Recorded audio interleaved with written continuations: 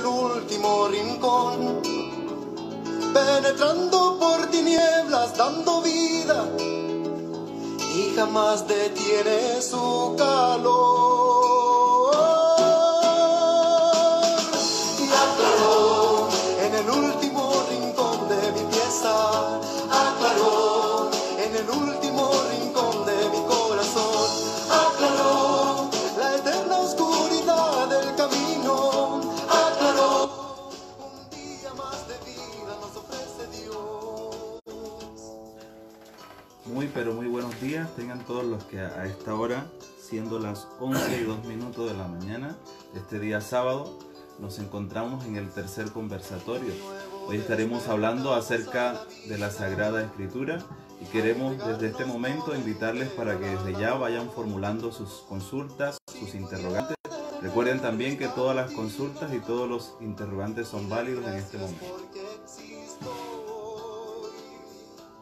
Muy buenos días a todos, hermanos y hermanas, pues uniéndome a las palabras del hermano Will, también los invitamos para que nos acompañen en este momento, en este conversatorio, decimos nosotros, el conversar sobre la iglesia, y algo importante que nosotros sabemos que la iglesia se basa en la palabra de Dios, palabra que está escrita en las Sagradas Escrituras. Por eso, en este tiempo abrimos la oportunidad para que se puedan hacer preguntas, inquietudes sobre la Sagrada Escritura, pero también usted sabe que a veces surgen inquietudes que no son de la Sagrada Escritura, pero son de otros temas. Lo podemos hacer y aquí con mucho cariño pues les acompañamos. Muy buenos días a todos. Padre Oney, ya nos habíamos saludado, hermano Will. Sí, los invitamos hoy día para que podamos conversar sobre algo que constantemente tenemos en nuestro corazón, en nuestra mente, fundamento también en nuestra fe, como es la Sagrada Escritura. No hay transmisión de YouTube, al menos por el momento, la tecnología no es nuestro fuerte. Esperemos que podamos dar respuesta a las preguntas que ustedes hagan sobre la Sagrada Escritura, pero de tecnología nos cuesta. Si ustedes vieran cómo está el enredo atrás de cable y todo para poder tener dos teléfonos conectados. Quisiéramos también saludarlos hoy día, especialmente ya dieron el informe diario y es doloroso, 220 y algo más personas han fallecido y hay un manto de duda sobre la cifra real. Hay mucha gente que está padeciendo, sufriendo enormemente los estragos del invierno, el frío, la cesantía, la pobreza, la migración, una migración desesperada, gente en situación de calle, etcétera, y tanto dolor. Por eso hoy día hablemos sobre Dios, un Dios consolador, un Dios que está presente también en este caminar, como en el Éxodo, cuando el pueblo de Dios sufría, clamaba a Dios y seguía caminando. Es lo que hacemos hoy día. Padre Oney, mientras esperamos las preguntas de ustedes, ¿quién escribió la Biblia? Bueno, cuando uno se pone a meterse profundamente en el tema de las Sagradas Escrituras, la Biblia está inspirada por Dios. Y por eso decimos palabra de Dios. Pero durante muchos siglos ha sido escrita por los hombres, aquellos hombres que han recibido esa revelación del Señor. Entonces encontramos los sacerdotes, encontramos los profetas, los evangelistas, tantas personas que dedicaron a escribir, pero siempre fue inspirada por el Señor. Por eso podemos decir, ay, si no la escribió el Señor, entonces Él no es el autor. Claro, Él es el autor, porque hay que mirar que es el pensamiento del Señor en la historia. Te voy a pedir que te pongas a esta altura, porque si no suena... Ya, así se escucha porque controlamos el volumen. Entonces, gente inspirada por Dios, ¿no es cierto?, a lo largo de la historia, y el autor es Dios. ¿Ya? El medio, el instrumento es el hombre. Primera pregunta que mucha gente hace. Y las fechas, él está más cerca de la universidad que yo. Las fechas, ¿en qué periodo, cómo se fue armando la Biblia? Bueno, hay que tener en cuenta que el primer libro que nosotros encontramos en la Sagrada Escritura es el Antiguo Testamento. ¿Por qué se llama Antiguo Testamento? porque fue antes del Nuevo Testamento, es decir, antes del nacimiento de Jesucristo. Y es un libro que se ha ido escribiendo durante muchos siglos. Algunas personas, por ejemplo, algunos hermanos que leen literalmente la Biblia, dicen pues, que la creación lleva apenas 1000 años. Eso es lo que ellos dicen, ¿no? Que se hizo 1000 años. Sin embargo, la creación lleva mucho tiempo, por eso la Sagrada Escritura va hablando de los tiempos de Dios en la creación. Pero hay que tener en cuenta que esto fue desarrollado por los sacerdotes cuando ellos van viendo la obra del Señor, van escribiendo estos libros, y en el Nuevo Testamento, después de Jesucristo, empiezan a escribirse después de la muerte del Señor Jesús en la cruz. Ellos empiezan a hacer ese recordar lo que el Señor hacía y lo que iba viviendo, y ahí empezó a escribirse el Nuevo Testamento. El último libro del Antiguo Testamento que se escribe es precisamente el Génesis, porque los sacerdotes se preguntaban cómo fue el inicio. Entonces el Señor los inspira y ellos van escribiendo el Génesis. Y ellos se van dando cuenta también, algo importante, cuando van al exilio a Babilonia, que el Señor es el que empieza a mover la historia, que ellos son un pueblo escogido. Y entonces todos estos textos se van escribiendo. Ahora, hay que tener en cuenta, primero empiezan con la tradición oral, es decir, los hebreos iban contando lo que iban vivido. Y eso quedó en las generaciones hasta que un día ya ellos lo van escribiendo, y ahí es donde están todas las escrituras.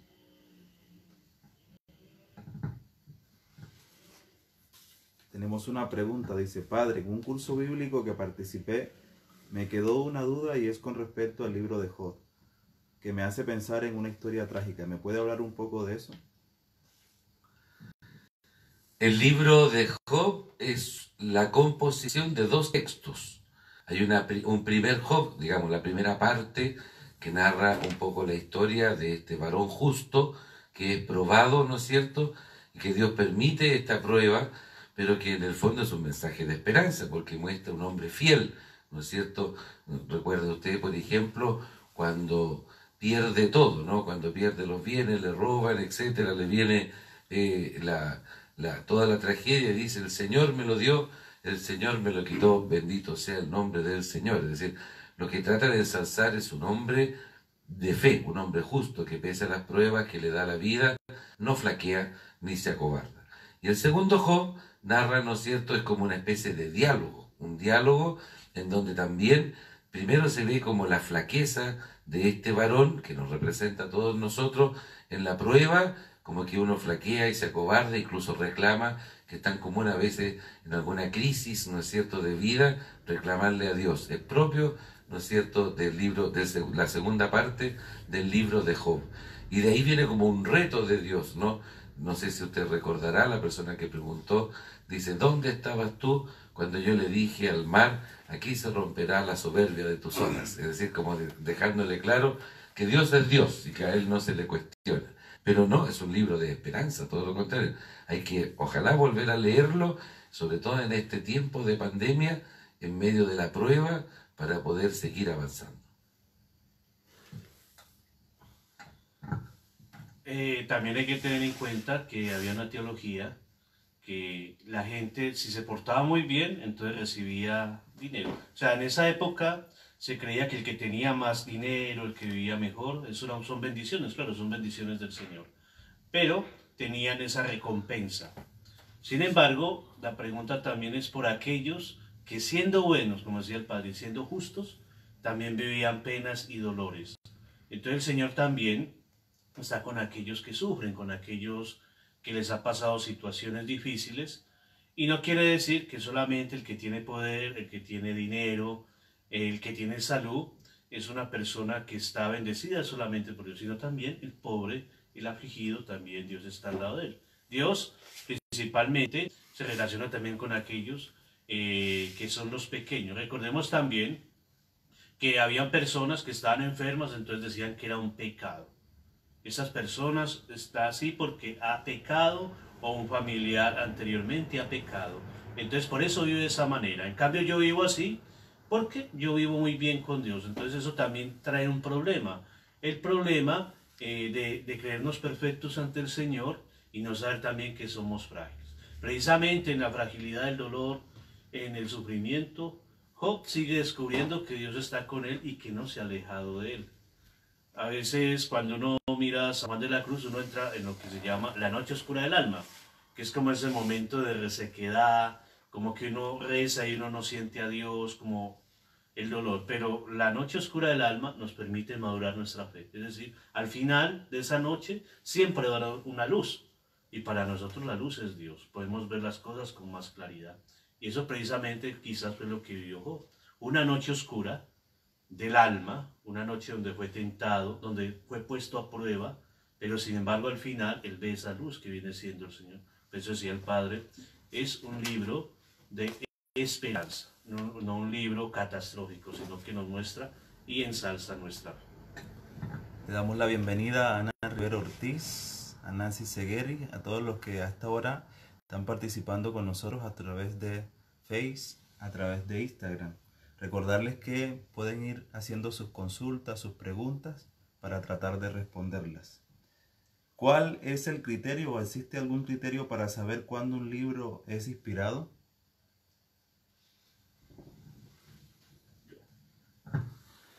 El libro que nosotros llamamos la Biblia es como si cuando mi papá hacía ese oficio, empastar, no sé si los que no son de Chile utilizan ese término, cuando uno compraba fascículos de algo y después los empastaba en un solo libro. La Biblia es un poco eso, es un empaste de algo más de 70 libros, y el canon, es decir, la regla de qué es inspirado y qué no es inspirado, lo estableció la misma iglesia, nuestra iglesia católica, en un concilio poquito después de la resurrección, 100 y tantos años después, ya estaba fijado el canon bíblico del Antiguo y del Nuevo Testamento. Siempre salen, evidentemente, en canales que no son católicos, Nat Geo y todas estas cosas, History Channel, etc., el Evangelio de Judas, de Tomás, el Evangelio de Magdalena, el libro de no sé qué. Cuidado con esas cosas, eso se llama apócrifo. Apócrifo, es decir, existen, pero la iglesia no los consideró inspirados. ¿Qué es la consideración de la inspiración? Es que está en plena coherencia con el resto de los textos que la iglesia ha recogido como palabra de Dios, que no hay contradicción entre ellos, que quienes los escribieron son una fuente confiable, real, no una persona, a veces una comunidad en el entorno de una comunidad, como en el Evangelio de Juan, por ejemplo, pero que la iglesia es la que ratifica eso. Y ya en el siglo II, 100 y tantos años después de Jesús, se estableció el listado de libros que la iglesia consideraba inspirados. Yo creo que aquí nos enfrentamos a algunas cosas, al dilema de explicar, igual que en un vehículo, un auto, ¿no? Un auto de lujo, explicar cómo funciona, es decir, abrir el capó, las puertas, mostrar el motor, la cilindrada, el tipo de combustible que usa, etc. Es lo que se llama en la Biblia, en los estudios bíblicos, la exégesis, es decir, uno puede buscar la historia, etc. O puede salir a pasear en un buen auto, que es mucho más entretenido que saber mecánica. Entonces podemos hacer las dos cosas. Un poco de mecánica, todo lo que ustedes quieran de preguntas, no hay ninguna censura, pero también salir a pasear en este libro maravilloso. Yo quisiera solamente en la mecánica responder las preguntas clásicas. ¿Cuándo uno sabe si una Biblia es católica? Bueno, partiendo de la palabra católica, que significa universal, ¿no? Esa palabra que nos pone en un principio San Ignacio de Antioquía en una de sus cartas, la Iglesia Universal. Por eso el mensaje de Dios es un mensaje universal, no es un mensaje que se queda solamente para un grupo selecto o cerrado. Y lo importante es que en la reunión de los 70, como decía el Padre, en ese concilio, ellos forman un canon donde dicen, mire, estos son los libros que están inspirados por el Espíritu Santo. Pero también ellos se basan en los libros que eran de más uso, que las comunidades usaban más en la liturgia. Y entonces esos fueron los que entraron en ese momento a formar la parte de la Biblia católica. La Biblia católica tiene muchos libros, y son libros que no están en la Biblia evangélica, especialmente en la Biblia Reina Valera. Los hermanos evangélicos sacaron muchos libros, como el libro de Judí, el libro de los Macabeos y varios libros. ¿Por qué los sacaron? Porque estaban escritos en griego y ellos decían que eso no estaba inspirado por el Señor. Por eso nosotros, cuando vemos la Biblia de los hermanos evangélicos, es muy distinta a la de nosotros. Luego de esa Biblia surgen otros grupos como los Testigos de Jehová, los cuales también hicieron su Biblia propia y tienen ciertas formas que no coinciden con la Biblia católica, porque hay palabras que han cambiado mucho, y también uno va encontrando una serie de Biblias. Pero lo importante es recordar que la Iglesia Católica puso dentro de esos libros todos aquellos libros que eran creídos, inspirados, y que también muchos que fueron escritos en griego. Una de las grandes traducciones, la Septuaginta, que fue escrita por Jerónimo. San Jerónimo. Él fue un hombre que estudió mucho y escribió esa libra, Septuaginta. Y luego la Vulgata. La Vulgata fue escrita por San Jerónimo, que está escrita también en latín. Y de ahí nosotros, es donde ven la mayoría de las Biblias, salen de esa Biblia. ¿Y por qué la Iglesia la guardó tanto tiempo? Porque habían también personas que tomaban esa palabra y la interpretaban como ellos querían, y eso inducía muchos errores. Por eso salieron muchos grupos que no está bien. Entonces, por eso la Iglesia prefiere guardar esa interpretación para la gente que estudiaba y que sabían sobre el tema. Entonces ahí vienen los padres de la Iglesia que van dando un discurso y todo eso. Pero por eso la Iglesia, de cierta forma, guardaba con mucho celo la Biblia, para evitar precisamente las interpretaciones erróneas. Un poco de la mecánica de cómo saber si la Biblia es católica. Hoy día usted abra la primera página y se va a encontrar con las credenciales de esa Biblia. Y en la primera página dice una palabra en latín: nihil obstat. Nihil obstat. No hay obstáculo. Y eso significa que pasó por la revisión de algún miembro de la Iglesia, normalmente un obispo o alguna universidad, y al final un obispo, y firma autorizando la divulgación de tal versión. Nihil obstat. Eso es lo primero que hay que buscar, si es una Biblia, una traducción que la Iglesia acepta como católica. Quisiera también un poco más de mecánica. Creo que es bueno también, por ejemplo, subrayar: la Biblia no es un libro como un manual de instrucciones. Si bien es cierto, hay leyes, hay también enseñanzas, hay relatos, hay poesía, hay un montón de géneros literarios. Es la obra literaria más grande que ha existido en la historia. Es el libro hoy día más leído de toda la humanidad. Pero ojo a la hora de ver la Biblia solo como una obra literaria, solo como una pieza, ¿no es cierto?, para leer. La Biblia es un alimento, dice la Iglesia. La Biblia es un alimento, es decir, algo que nutre el alma. Y uno no debe leerla sin la responsabilidad de rezar con ella, de tener presente que es Dios el que se quiere comunicar al corazón del hombre. Desde esa perspectiva, entonces, las preguntas que ustedes quieran, yo creo que sería bueno no solo ver la mecánica de la Biblia como la mecánica de un auto, sino salir a pasear en ella. En este tiempo de pandemia, yo quisiera compartir con ustedes, si no hay preguntas y la interrumpimos cuando la haya, una pequeña frase de Jesús. ¿Qué le puede decir a cada uno de ustedes? Una pequeña frase de Jesús, que está en el Evangelio de San Juan, en el capítulo 14.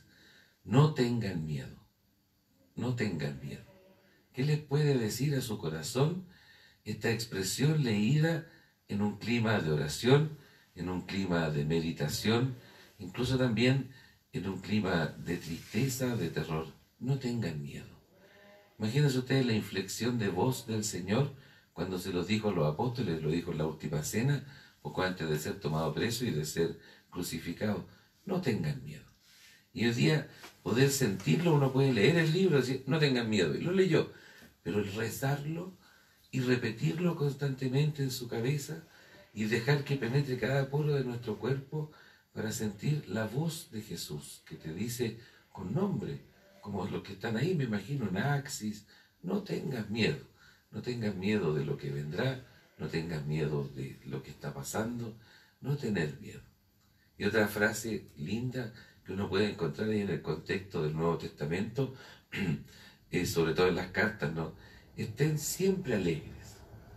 Se los repito, dice, estén siempre alegres. 2 domingos del año nos dedicamos a predicar sobre la alegría, poco antes de Navidad, poco antes de la Pascua. Y en medio del dolor, de la tragedia, nos dice siempre la Escritura: no, estén siempre alegres. Se los repito, estén alegres. No tengan miedo, estén alegres. A esta hora de la mañana, Catita Canales Pino tiene una consulta, dice: buenos días, soy católica y quería saber si en algún momento veo o escucho el saber la predicación de hermanos evangélicos es pecado. Jamás es pecado. Pecado es ofender a Dios. Buenos días, Catita. Jamás es ofender a... el pecado es ofender a Dios. Escuchar a alguien es un buen ejercicio. Te cuento como secreto que no se enteren los demás. Cuando yo era seminarista escuchaba a un pastor que se llamaba Salvador Pino Bustos. Y su templo era Restauración 2000, siendo seminarista. Y me llamaban la atención y decían: te vas a contaminar de doctrinas que no son católicas. Yo decía: no, me gusta cómo predica, pero no lo que dice. Porque hablaba bien, tenía buena oratoria, y yo quería como de alguna manera aprender un poco de él su oratoria. Pero no es ningún pecado, y muchos pastores hablan muy bien y la conocen muy bien, la Sagrada Escritura. Padre Rey. Hola, Catita, pues la verdad no es ningún pecado escuchar al otro, como decía el padre Alejandro. De todas maneras, ellos están predicando la palabra del Señor, y eso es importante, ¿no? Lo que uno sí tiene que ser cauto es, si hay errores, uno también corregirlos. Incluso a veces, cuando nosotros predicamos, podemos cometer también errores, los sacerdotes. Uno tiene que estar pendiente de esos errores para uno poder analizarlos y no caer en eso. Y lo otro, de cierta manera el Señor también habla a través de los pastores, ¿no? Por eso se llaman pastores, no son tampoco elegidos cualquier persona. Entonces no está mal escuchar a las personas, pero sí aprender de ellos, especialmente el buen testimonio que estas personas nos dan. Incluso hay hermanos evangélicos que dan muy buen testimonio de su vida, y eso es lo importante, porque precisamente la vivencia del Evangelio se basa en el buen testimonio. Si nosotros no damos buen testimonio, pues entonces estamos perdidos. Recuerden ustedes la frase de Pablo VI a los catecúmenos: el hombre de ahora sigue más al hombre que da testimonio que al que habla. O si sigue al que habla es porque da testimonio. Entonces lo importante al final es el testimonio que las personas damos, seamos católicos, seamos evangélicos o seamos de otra religión. Eso es lo principal. En el juicio escatológico, recuerden ustedes cuando el Señor reúne a las ovejas y a las cabritas, y dice: tuve hambre y me diste de comer, tuve sed y me diste de beber, estuve en la cárcel y me visitasteis. El Señor no pregunta de qué religión es usted. Lo que el Señor pregunta es si usted dio testimonio y si usted realmente se conmovía y sentía compasión por el otro. Las personas que viven eso, que sienten compasión por el otro, que los ayudan cuanto pueden, esas personas son las que van a ser las ovejas que van en torno al Señor. En cambio, los que nos alejamos quizás de la realidad de la humanidad, no sentimos pena, no sentimos compasión, no sentimos misericordia, bueno, ya sabemos cuál es nuestro final. Por eso el Señor dice: misericordia quiero y no sacrificios, porque es muy fácil uno hacer sacrificios, pero lo más difícil es uno tener misericordia, perdonar al enemigo, compadecerse con aquel que me ha perseguido, tal como lo hicieron los apóstoles cuando eran perseguidos por Pablo. Entonces lo más difícil es vivir eso, porque decía San Alberto Hurtado una palabra: dar hasta que duela.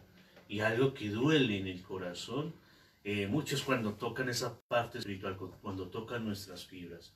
Por eso el Señor lo que pide es su misericordia. Y en eso basamos nuestra fe, en el buen testimonio, en el amor, decía San Agustín. La Biblia, que es un libro tan grande y tan lindo, pero se resume en una sola palabra: amar.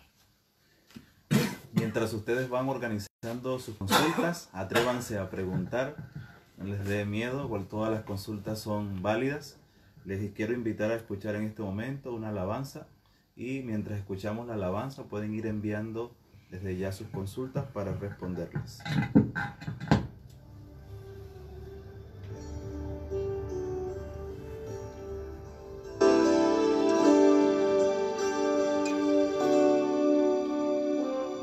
Señor, ¿a quién iremos si tú eres nuestra vida? Señor, ¿a quién iremos si tú eres nuestro amor? Si tú eres nuestro amor, ¿quién como tú conoce lo insondable de nuestro corazón?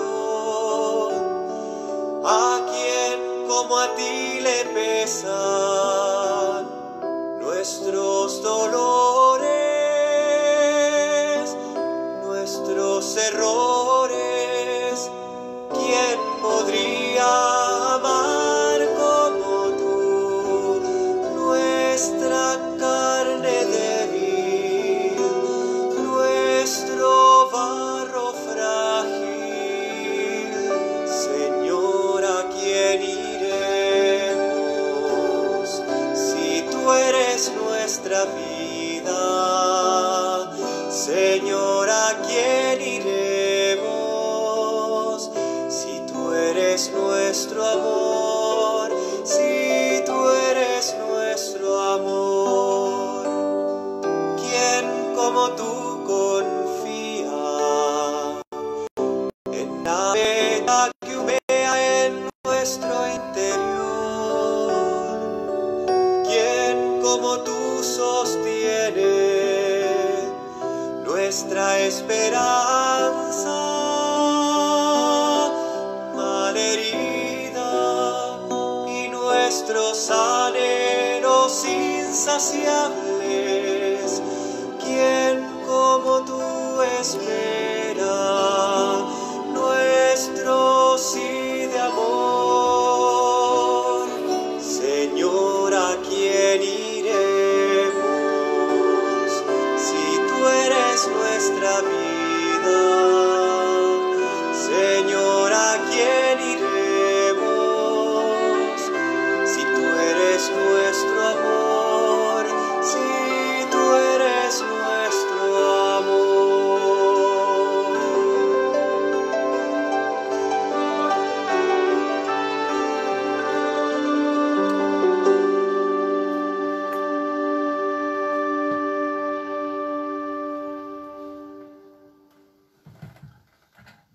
Nuestra querida amiga Tatiana, desde el WhatsApp de la parroquia, tiene una consulta y dice: me gustaría saber la diferencia entre el Antiguo Testamento y el Nuevo Testamento. Tienes toda la mañana y mañana también, Tatiana, buenos días. Recuerda siempre que el Antiguo Testamento se denomina al conjunto de libros que están en la Biblia antes de Jesús. Antes de Jesús. ¿Por qué se llama testamento? O se llama alianza o un trato, ¿no? Porque Dios estableció una alianza con su pueblo en el Antiguo Testamento. Recuerden ustedes que hay algunas frases que se escuchan mucho en tiempo de Pascua. Yo haré de ti una gran nación.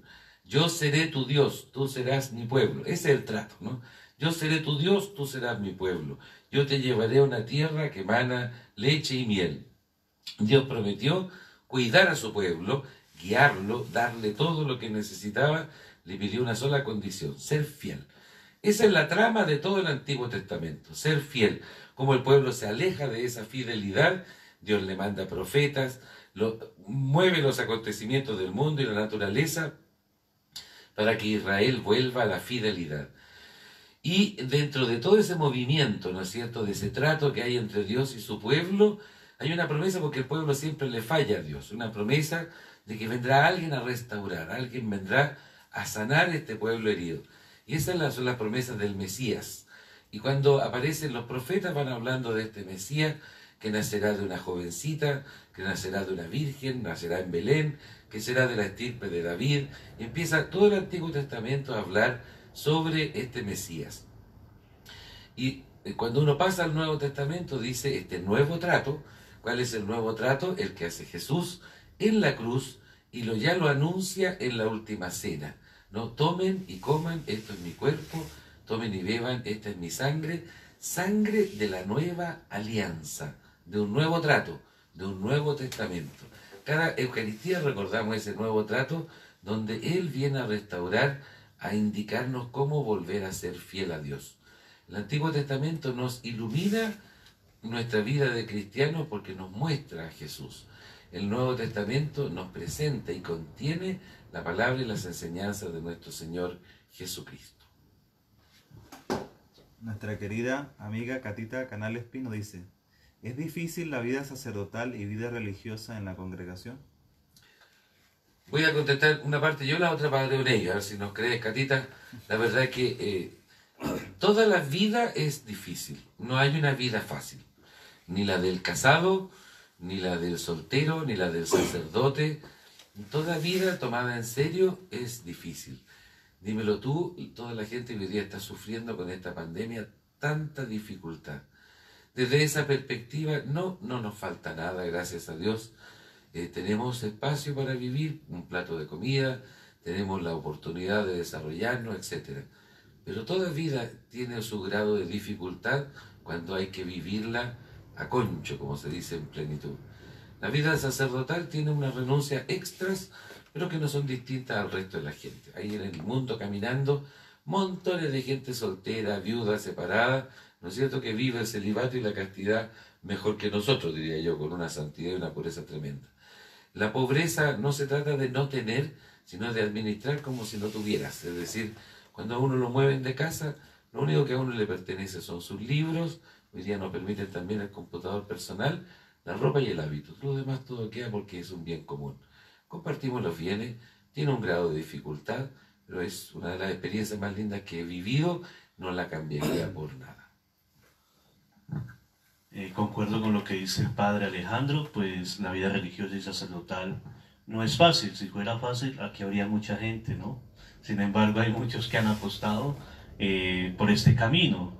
Incluso desde el Evangelio decía el Señor: la mies es muchos, y los obreros pocos. Porque nunca ha sido fácil renunciar a sí mismo para entregarse a los demás, cosa que cuesta tanto, y que uno veía esas dificultades precisamente en los apóstoles. Sin embargo, cuando uno se pone a leer los grandes libros de los santos, no es fácil, son vidas muy difíciles. Por ejemplo, San Antonio María Claret es uno de los santos que a mí me llama mucho la atención por el sufrimiento que él vivió. Sin embargo, siguió siendo fiel al Evangelio. Por eso decimos, no es fácil vivirla, pero es hermoso estar en esto, porque al final es luchar contra todo lo que es uno por entregarse al Señor, y también viene siendo una reconciliación de uno mismo con sus defectos y virtudes, entregándose al Señor. El Señor a nosotros no nos llama santos, Él nos quería ser santos, pero Él nos llamó como somos, y así nos ha llamado, y aquí estamos nosotros respondiendo a ese llamado. Quisiera terminar para decir una frase de Platón. Platón decía: lo más hermoso, lo más difícil. Por eso yo creo que esto es hermoso, es difícil, pero a la vez es algo que nos llena de mucha alegría por pertenecer a este camino que estamos llevando.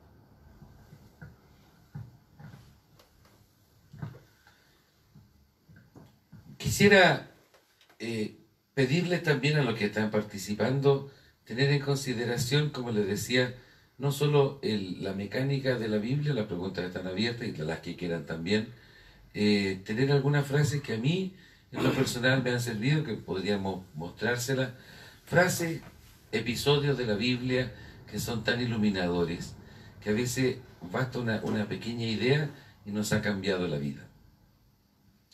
Por ejemplo, hay un episodio de la pesca milagrosa, cuando Jesús les indica a Pedro y a su hermano y a sus compañeros que tiren la red para el otro lado.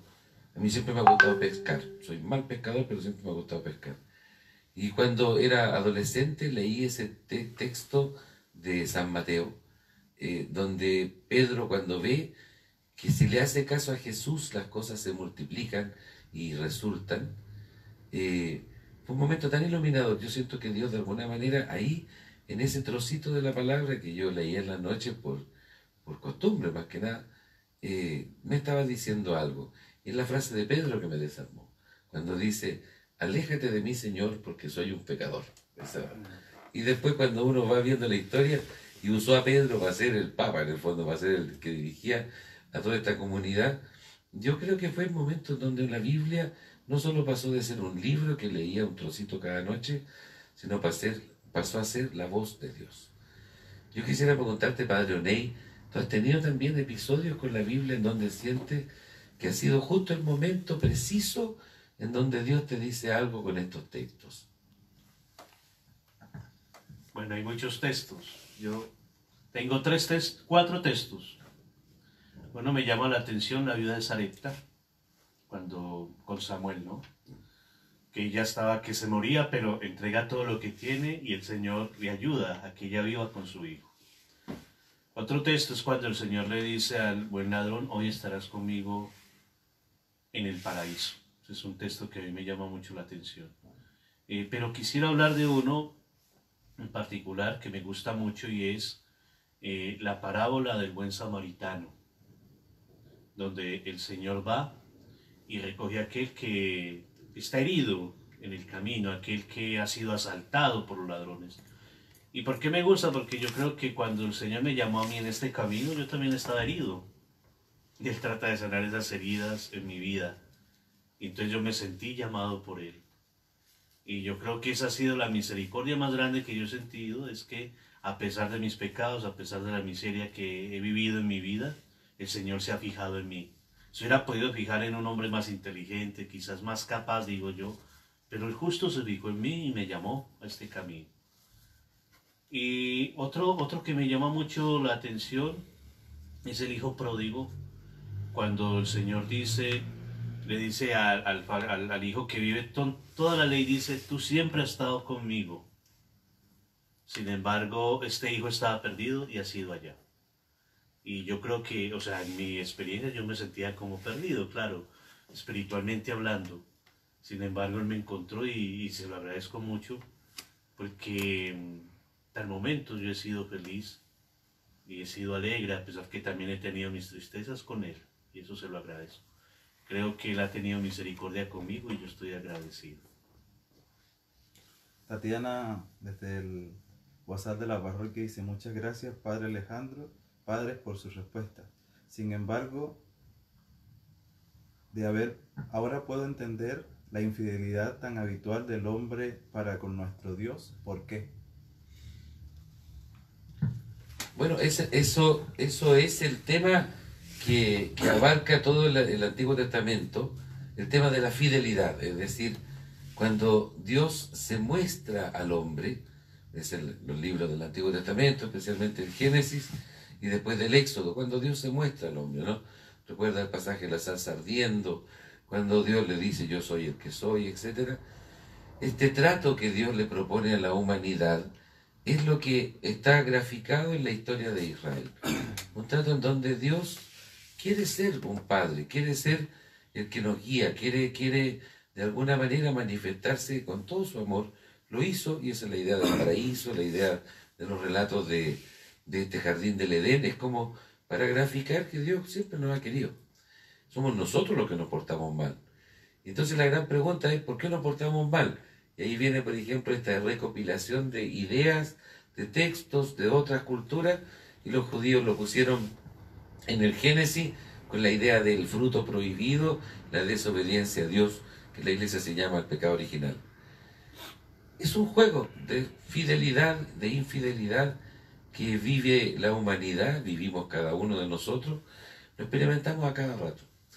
Hoy día, por ejemplo, en esta pandemia lo experimentamos en donde mucha gente nos sigue a la iglesia, no a nosotros, a la iglesia. Todas las misas tienen 20, 30, 40, 50 personas.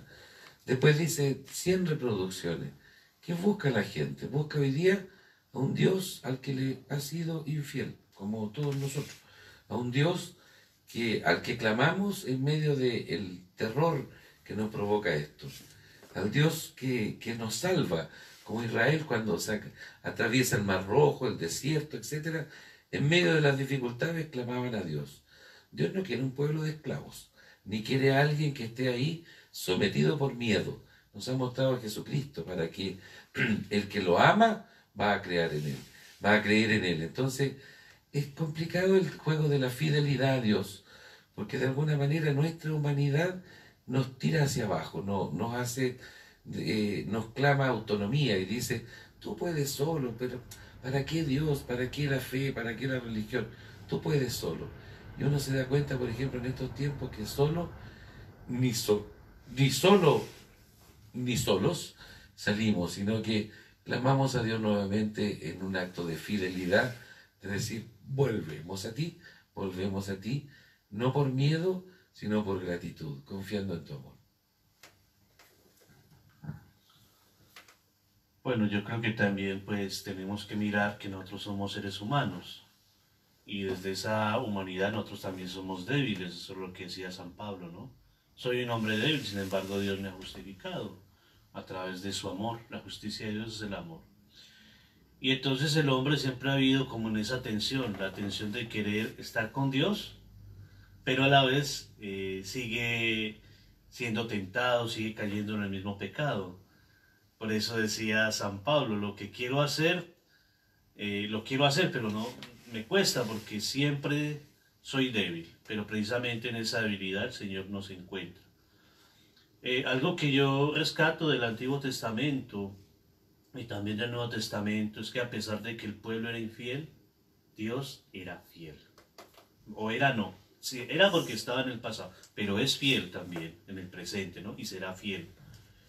Y a mí me gusta mucho cuando él habla a Oseas, lo tomaré y le hablaré al oído, me la llevaré al desierto y le hablaré al oído. Cuando el pueblo quizás estaba tan perdido en sus idolatrías, siguiendo otros dioses, siguiendo su propia vida sin tener a Dios en cuenta, dice, me la llevaré al desierto y le hablaré al oído. Es decir, palabras de amor, frases de amor, y en eso radica el Señor, siempre en el amor que Él tiene por nosotros.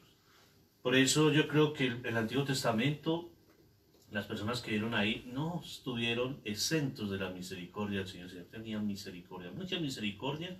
Sin embargo, Él también pedía, bueno, arrepiéntanse, crean, búsquenme. Ayer el Salmo, tu rostro buscaré, Señor. Quiero encontrar con tu rostro. El rostro es el rostro de Dios, pero también está el rostro de nosotros, de nuestros seres vivos, que el Señor creó a su imagen y semejanza. Por eso, yo creo que algo que tenemos que rescatar es que el Señor es fiel con nosotros y que siempre Él sabe que nosotros somos débiles. Sin embargo, nos ha llamado a la vida y nos ha llamado a este camino. Una consulta de Catita Canales dice, una vez me dijeron que si Dios existe, ¿por qué permitía tanta pobreza, sufrimiento, violencia en el mundo entero? Esa es una pregunta clásica, muy buena, y que muchas veces nace del corazón de los niños. Los niños dicen, bueno, si Dios es tan bueno, ¿por qué hay cosas tan malas? Fíjate que una vez un buen amigo, Gonzalo Llávar, dio un ejemplo que nunca se me ha olvidado. Existe el jabón, ¿por qué hay tanto piñimiento en el mundo? Existe el champú, hace mucho tiempo, porque siguen habiendo piojos en el mundo. Es decir, es una falacia. Dios, desde la filosofía, no solo desde la iglesia, se afirma como el único bueno, ¿no? El único bueno. Y la Biblia nos ha revelado un Dios lleno de misericordia. El hambre no es culpa de Dios, hay pan suficiente para todos. El tema es quién lo reparte, y son los hombres. Es decir, existe el jabón, pero también existe la mugre. ¿Quién reparte el pan? Es el problema. Dios respeta nuestra libertad. ¿Por qué existe tanto dolor? Porque el dolor es parte de nuestra humanidad. Somos seres sujetos al tiempo, a la historia, a las leyes propias de la naturaleza. El dolor es parte de nuestra vida. No hay que tenerle miedo. Es una muy mala propaganda pensar que llegábamos a un tiempo en donde por fin con la riqueza íbamos a salir de tanto dolor. Hay ricos que sufren mucho. Por fin con el placer nos vamos a alejar del dolor. Mentira. El dolor es parte de nuestra vida. Había una canción de Julio Iglesias que decía, así nacemos, llorando, llorando, ¿no? Nacemos llorando y nos morimos llorando. Y dentro de esta vida está justamente estos opuestos que son parte de un todo. Hay alegrías infinitas y tristezas infinitas. Está muchas veces, ¿no es cierto?, esta sensación de plenitud en la vida y otras veces de abandono absoluto. No, Dios no es culpable del hambre, ni de la pobreza, ni de la guerra, ni de nada. En esto no hay que sacarse la responsabilidad. Falta porque no sabemos compartir. Y esa fue la misión que nos dio el Señor. Hacer una fraternidad, es decir, una comunidad de hermanos que son capaces de compartir. Falta evangelizar, falta Dios. No es que falte pan, falta Dios en el corazón de los hombres. Quisiera también, bueno, responderle a Catita. Una vez también leía por ahí en un libro, cuando era muy niño, que decía un peluquero que Dios no existe. Me había una pregunta, porque había hambre, había guerra y todo eso. Entonces un señor se cortó el pelo y salió. Y volvió al rato y le dije, usted no existe, los peluqueros no existen. Y como no, sí, aquí estoy yo. No, porque si el peluquero existiera, ese hombre que hay afuera no tendría tanto pelo. Entonces ahí viene también esa pregunta. Yo quisiera responderle precisamente desde el Evangelio, cuando pregunta el sabio le pregunta al escriba, le pregunta al Señor sobre el prójimo. ¿Quién es mi prójimo? Entonces él le cuenta el cuento de la parábola del buen samaritano. Y él le dice, ve tú y haz lo mismo. Entonces, al final, nuestra responsabilidad, nosotros decimos que Dios es culpable de la guerra, que Él es culpable del hambre, porque nosotros no queremos asumir nuestra responsabilidad. Buscamos un chivo, como es expiatorio, es decir, para nosotros no tener la responsabilidad y no sentir de que somos acusados quizás por nuestra indiferencia. Que hay algo que tenemos que estar de acuerdo, claro, nosotros no podemos cambiar el mundo, uno solo no puede cambiar el mundo, pero tenemos un lugar cercano donde quizás sí podemos ayudar. Pero si cada humano se comprometiera en el lugar en que está, ¿cómo cambiaría el mundo? Quizás no cortaríamos de raíz todos los sufrimientos, las enfermedades, pero sí avanzarían muchas cosas, se evitarían las guerras, se evitaría el hambre, la gente podría estudiar, pero también falta como esa solidaridad en el corazón. Ve tú y haz lo mismo. Por eso nosotros, hay algo muy bonito que nos propone la Iglesia, y son las obras de misericordia corporales y espirituales, es decir, dar de mí al otro, dar de beber al sediento, dar de comer al hambriento, vestir al desnudo, visitar a los que están enfermos, corregir al que sí. Son 14. Incluso el Papa hizo un jubileo de la misericordia, donde él nos pedía, por lo menos hagan una obra de misericordia, una nomás. Él pedía eso. Entonces yo creo que también va en nuestro corazón, si yo me responsabilizo con el otro, si realmente lo veo como mi hermano o como mi hermana. Yo tomo un ejemplo que me imagino, ¿no? Un ejemplo hipotético, pero que puede pasar en la vida, es, ¿quién es el que cree en Dios? Para mí. Entonces, yo creo que el que cree en Dios es cuando ve, por ejemplo, una explosión, cayeron mucha gente herida. El que cree en Dios es el que va y auxilia al que está caído. Para mí es el que cree en Dios. Y no estamos preguntando qué religión. No, cree en Dios porque está jugándosela por la humanidad. Y se la juega por la humanidad. Uno puede, los bomberos, los médicos ahora, son personas que no son indiferentes, sino que están luchando por la vida de los demás. Le damos la bienvenida a todas las personas que se están uniendo en este momento. A Erika Mendieta, a Erika Leighton, a Susana Fuentes Salvo, a Marcelo Martínez Cornejo, a Álvaro Araya, a José Núñez Zúñiga. Recordarles que el tema de hoy es la Sagrada Escritura, pero todas las consultas que quieran enviar también son válidas. Hoy día vamos a cortar justo a las 12 porque tenemos reunión con los clérigos, es decir, los hermanos que están en formación, como Will, ustedes escuchan la voz en off, pero en Guadalupe está Aldair Alvarino, en Colombia está el hermano Aldair Arteta y el hermano John Jairo. Entonces los días sábados, compadre Eduardo y el equipo de formadores se juntan para hacer los temas de formación. Y este sábado me invitaron a mí, así que saliendo de aquí nos conectamos al Zoom. Quisiera saludarlos a todos hoy día, aprovechando los minutos que nos faltan. Hoy día es San Antonio de Padua. Y fíjate que en Venezuela, yo no sé si en Colombia o en otros países, pero sé de Venezuela, hay una tradición muy linda que la vamos a hacer hoy día en la tarde también. En el día de San Antonio bendicen pan. Bendicen pan. Y lo reparten, parece, ¿no? Lo regalan. Como una forma de decir, en Colombia también, en Barranquilla. No Lo sé colocan detrás de la puerta también. Cuando lo reciben, lo colocan detrás de la puerta. Ok. Bendicen a mí el año pasado y antes traían una fuente de pan. Yo no sabía para qué, porque en Chile hay tradiciones que no se conocen. Y la gente de Venezuela pedía, Padre, bendígame el pan de San Antonio. ¿Ah? Porque San Antonio salía a repartir pan a los pobres y nunca le faltaba, esa canasta nunca se le vaciaba. Entonces, hoy día vamos a bendecir el pan. Vamos a poner un pancito, compramos una yuyita y las ponemos en el altar. Queremos invitarlos a los que participan también a que dispongan un par de pancitos en su casa para que en la misa de la tarde podamos al final de la misa de San Antonio pedir a Dios que no le falte el pan en la mesa a nadie, pedirle a Dios que no le falte lo necesario para vivir a nadie, que todo este tiempo lo pasemos juntos, compartiendo también no solo el dolor, sino la alegría de creer, la alegría de saber que Dios está con nosotros.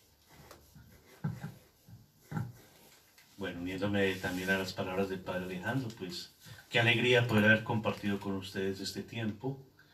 Y la verdad también les invito para que sigamos orando, para que sigamos unidos en la fe, recordar que el Señor nos pone pruebas, pero cada día para ser mejores. Y yo creo que en este tiempo ha salido muchas cosas buenas de nosotros, el poder estar más unidos orando, pero también el poder ser cerca de nuestra familia, el poder preocuparnos por aquellos amigos que no conocíamos. Estaba leyendo el tema de un matrimonio que se había separado y precisamente en esta pandemia se volvieron a reencontrar y están felices. Entonces mira que de cierta manera, aunque este virus es terrible, muchos pues ya han partido al encuentro del Padre, otros van a partir, otros vamos a enfermarnos, se van a enfermar. Sin embargo, ha hecho cosas maravillosas y es también el reencuentro, el sentirnos vivos. Precisamente cuando Gatita hablaba del dolor, que es parte de la vida, pero precisamente ese dolor también nos une. Y ese dolor permite que nazca el amor y que nazca la alegría, que también son sensaciones tan propias. Si el Señor permite el dolor, dice, pero Él también permite la alegría. Y eso es lo importante. Gatita les dice, muchas gracias Padre por las respuestas a su tiempo. Dios les bendiga y unidos en la sagrada oración, bendiciones. Nos vamos con un Ave María, pidiéndole a la Virgen en sábado, la Virgen, nuestra Madre, que esté siempre